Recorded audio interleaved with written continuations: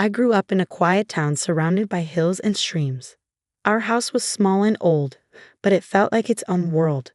My parents weren't rich, but they were kind and wise. My dad worked hard as a carpenter, teaching me about hard work and being humble. My mom, a school teacher, filled our home with books and stories that sparked my imagination.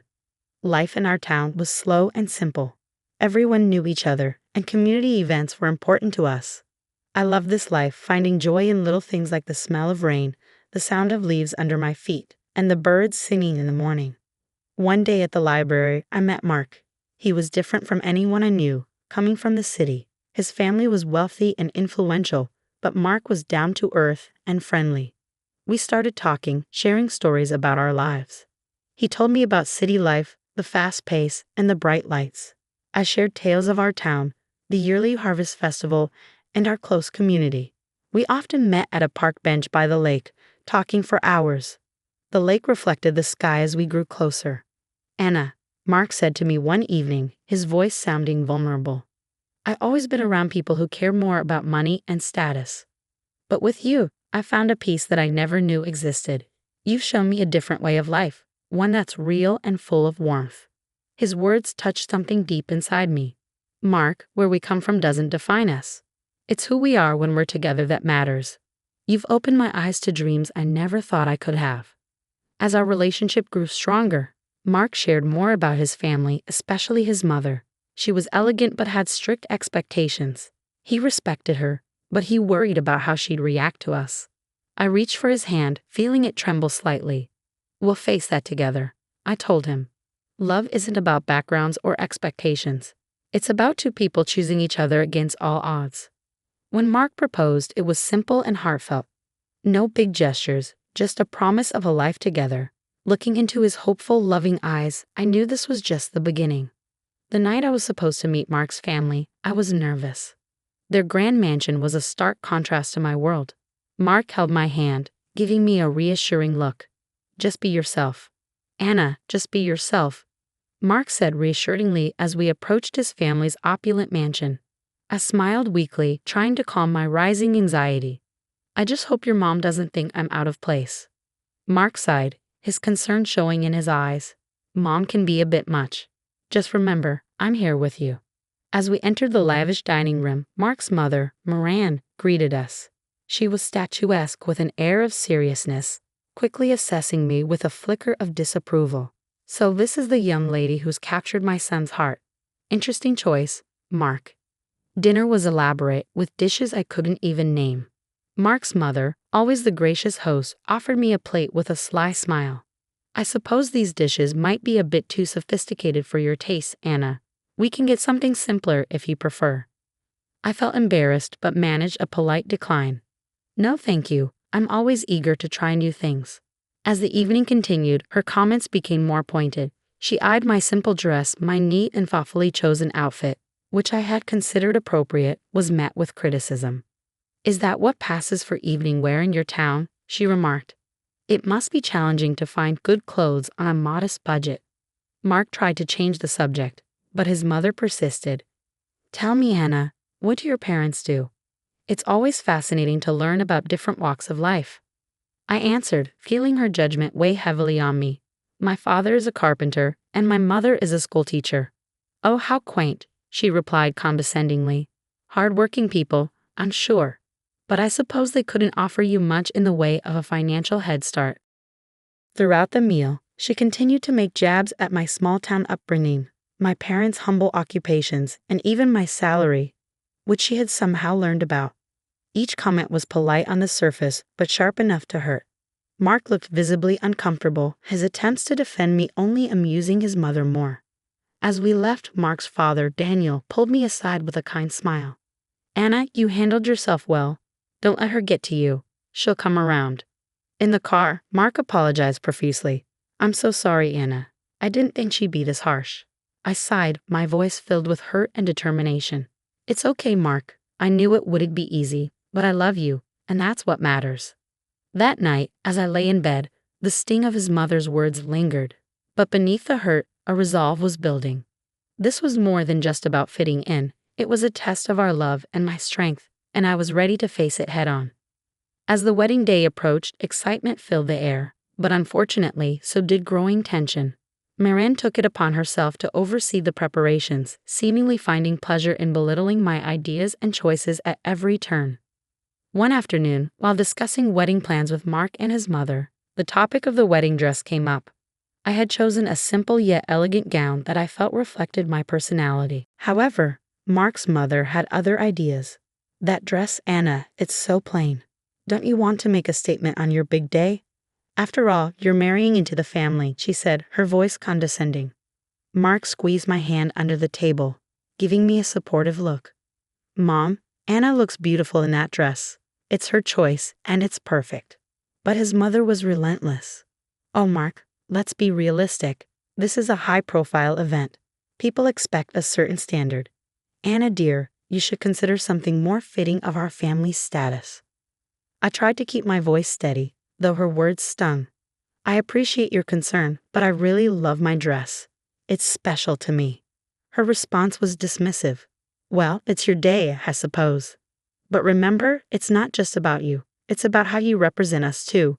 As the days went by, her comments became more frequent and hurtful. Moran criticized everything from flower arrangements to menu choices and even the invitations. Each remark was a subtle jab at my background and my inability to meet her lofty standards. Mark and I had many conversations about this, often late into the night. "I can't believe she's being so difficult," Mark would say, frustration evident in his voice. "I wish she could just see how amazing you are, how you make me happy." I would lie there feeling his arms around me, a mix of love and sorrow in my heart. I knew it wouldn't be easy marrying into his family, but I didn't expect it to be this hard. The wedding day dawned bright and clear, a stark contrast to the turmoil churning within me. My parents and I had worked hard to make everything perfect, despite the constant criticisms from Moran. As I dressed in my simple but elegant gown, I hoped the day would pass without incident. The ceremony was beautiful, filled with love and heartfelt vows. Mark's eyes shone with affection and promise as we said our I do's. However, looming over the joyous occasion was the apprehension of the reception to follow, particularly the speeches. As expected, Moran took the microphone, commanding the room's attention. The air was thick with expectation as she began to speak. "Ladies and gentlemen," she started, her voice loud and clear. "Today, we'd have gathered to witness the union of my son Mark with Anna. Let's say, a person from a different circle." Whispers spread through the guests, and I felt a cold shiver run down my spine. Moran continued, her words sharp and unyielding. "While some may commend Mark for his charitable heart in lifting a beggar from the streets, we must be cautious. It's essential to keep our family's reputation and standards high, not let them be diluted by those who are clearly freeloaders seeking to elevate their status by clinging to a family of higher standing." The room fell into stunned silence. My parents looked at me, their faces a mix of shock and hurt. Mark's face was a mask of disbelief and anger. The guests, a mix of our friends and Mark's high society acquaintances, looked on uncomfortably, unsure of how to react. My heart sank, and a profound shame washed over me. Her words, so cruel in public, were more than just insults. They were a deliberate attempt to shame and belittle me in front of everyone we cared about. As she concluded her speech with a forced toast to our future, the applause was hesitant and muted.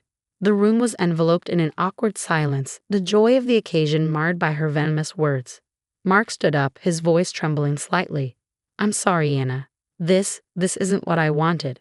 His eyes were apologetic, filled with a mix of love and sorrow. I looked around at the shocked faces of our guests, feeling incredibly humiliated. The weight of her words hung heavily in the air, casting a shadow over what was supposed to be the happiest day of our lives. The atmosphere at the reception was still tense following the disparaging speech by Mark's mother. When his grandmother, Mrs. Eleanor, a figure of respect and authority in the family, requested the microphone, her poised demeanor and serious expression immediately drew the attention of all the guests. "Good evening," she began, her voice clear and firm. Mrs. Eleanor spoke up, addressing the tension from the wedding reception. "I have something important to say. Anna, you faced unwarranted criticism today, criticism that no one deserves, especially not on their wedding day." I looked up in surprise, and Mark beside me appeared equally astonished. Mrs. Eleanor then turned towards Moran. It seems we have forgotten our own past and where we come from. Let me remind everyone here, especially you, that before you were the lady of this house, you were a maid working under this very roof. It was here that you met your husband." A hush fell over the room. Mark's mother's face turned paler, her eyes widening in shock and embarrassment. Mrs. Eleanor continued, her tone unyielding. "So for a former maid to stand here and scorn someone for their humble beginnings and modest means is not only ironic but deeply hypocritical." I could hardly believe what I was hearing. The room was engulfed in stunned silence, every guest hanging on to Mrs. Eleanor's every word. Guests shifted uncomfortably, and whispers began to circulate. Marian sat motionless, the impact of Mrs. Eleanor's words evident on her face. "In this family, we value character over wealth, kindness over status. Anna exemplifies these values, and I am proud to welcome her into our family," Mrs. Eleanor concluded, her gaze softening as she looked at me. The room erupted into applause, a stark contrast to the earlier muted response. Marian sat there completely humbled, her earlier arrogance replaced by a visible sense of shame. To be honest, I didn't feel sorry for her. Mark whispered to me, "I never expected Grandma to stand up for us like this." I squeezed his hand, feeling a mix of relief and gratitude. "She's amazing." The rest of the evening felt lighter, the air cleared by Mrs. Eleanor's candid defense. Guests approached with warm congratulations and sincere smiles. I felt that they were all on my side. It felt damn good. As we left the reception hand in hand, I felt a renewed sense of confidence and belonging. Mrs. Eleanor's words had shifted the dynamics, breaking the tension caused by Moran's cruelty and arrogance. However, in the days after the wedding, there was an unspoken tension that hung over Mark's family like a dense fog.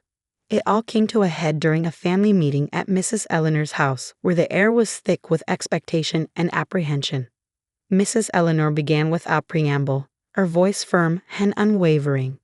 "What happened at the wedding cannot be overlooked. The way you spoke to Anna, it was disgraceful." She'd addressed Moran directly, her eyes sharp. Mark's mother, usually composed, looked smaller somehow. Her usual confidence diminished.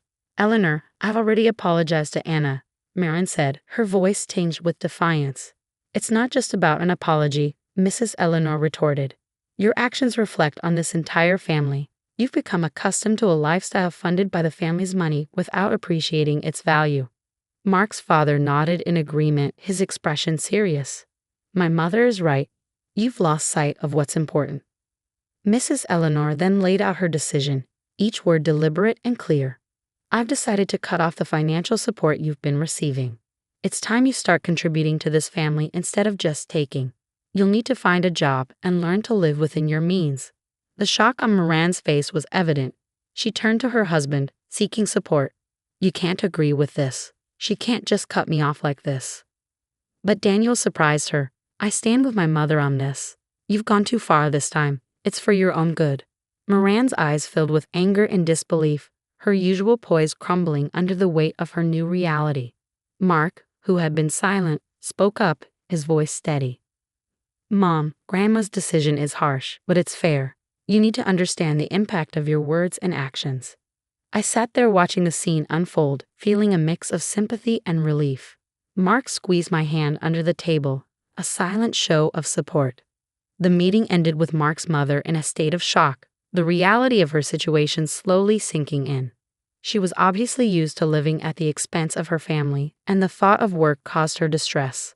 As we left, Mark leaned in close. "I never thought I'd see the day when Mom would be at a loss for words. But maybe this is what she needs to change." I nodded, feeling a cautious hope for the future. Perhaps this will be a new beginning for her, for all of us. The family reckoning had been tough but necessary. It was a pivotal moment that promised to reshape the dynamics within Mark's family, hopefully for the better. The honeymoon was a welcome escape for Mark and me. As we walked along the sandy beaches, the soothing sound of the waves provided a much-needed respite from the recent family turmoil. One evening, as we watched the sunset, Mark wrapped his arm around me. "I'm sorry our wedding turned into such a drama, Anna. I wish things had been different." I leaned into him, feeling the warmth of his embrace. "It's okay, Mark. It wasn't your fault. What matters is we're together now, away from all that stress." Mark sighed, looking out over the ocean. "Yeah, but when we go back, We'll have to face the reality of my mom's situation, Mark said as we prepared to return home from our honeymoon. I nodded, understanding his concern. Maybe this will be a chance for her to grow, to see things from a different perspective. We spent our days exploring and our nights talking about our future. The challenges we had faced seemed to strengthen our bond, reaffirming our love for each other. On our last night as we packed our bags, Mark looked thoughtful. You know, Anna, everything that happened made me realize how important you are to me. I can't imagine going through life with anyone else. I smiled, touched by his words. I feel the same, Mark. We've been through a lot, but it's only made our relationship stronger. We can handle whatever comes our way as long as we're together. As we headed back home, I felt a sense of peace. The honeymoon had not only been a break from the chaos, but also a time for us to solidify our bond, to prepare ourselves for the new chapter in our lives. We were returning to a changed reality, but we were doing it together, stronger and more united than ever. The future was uncertain, but I was ready to face it with Mark by my side. Coming back from our honeymoon, Mark and I were unsure of what awaited us at his family home. The car ride was quiet, both of us lost in thoughts about the new family dynamics. As we arrived, the first thing we noticed was the absence of Mark's mother. Inside, we were greeted by his grandmother, Mrs. Eleanor, who wore a knowing smile. "Welcome back, you two. I suppose you're wondering about the changes here," she said, her tone light but with an undercurrent of seriousness. "Yes, where's Mom?" Mark asked, looking around. Mrs. Eleanor took a deep breath, her smile still in place. "Well, after you left, Moran caused quite a scene. She demanded that I restore her financial support. When I refused, she decided to leave. She's now living in a small apartment and from what I hear, is looking for a job." Mark and I exchanged glances, the news sinking in.